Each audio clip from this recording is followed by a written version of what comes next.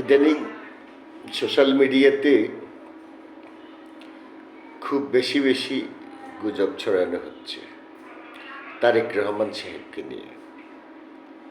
কেউ বলছে তারেক রহমান বিমানবন্দরে এসে পৌঁছে গেছেন, কেউ বলছেন তিনি প্রস্তুতি নিচ্ছেন, কেউ বলছেন 22 ঘন্টা সময়ের মধ্যে তিনি বাংলাদেশে পৌঁছাবেন। এমন গুজবে কেউ কান দেবেন না এবং কেউ গুজব ছড়াবেন না। বিশ্বস্ত সূত্রে এখন পর্যন্ত জানা যায়নি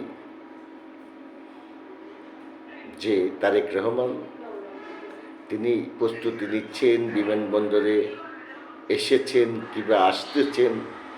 বিশ্বস্ত সূত্রে এখন পর্যন্ত এমন কোনো তথ্য পাওয়া যায়নি। আর বিশেষ করে বেগম খালেদা জিয়া অত্যন্ত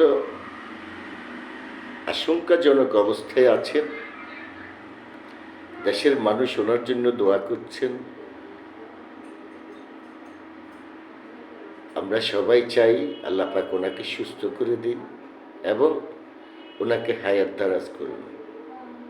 কিন্তু বিভিন্নভাবে সোশ্যাল মিডিয়াতে যেভাবে গুজব ছড়ানো হচ্ছে, এভাবে গুজব ছড়ানো ঠিক নয়। ওনার বিষয়ে, ওনার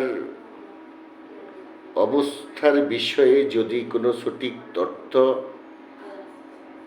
আসে, সেটা একমাত্র ওনার ব্যক্তিগত চিকিৎসক এজেড এম জাহিদ এবং বিএনপির যুগ্ম মহাসচিব রুহুল কবির রিজভী, এই দুইজন থেকে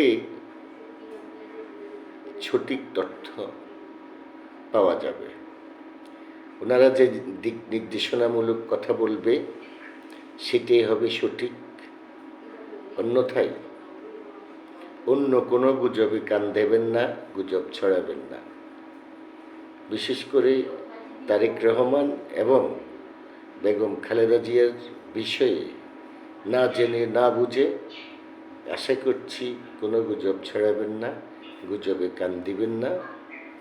কারণ এই গুজবের কারণে অনেক সমস্যা হয়। আপনিও হতে পারেন, আপনিও বিপদে পড়তে পারেন, অন্যকেও বিপদে ফেলতে পারেন। দেশের এই ক্লান্তি লগ্নে দেশের একজন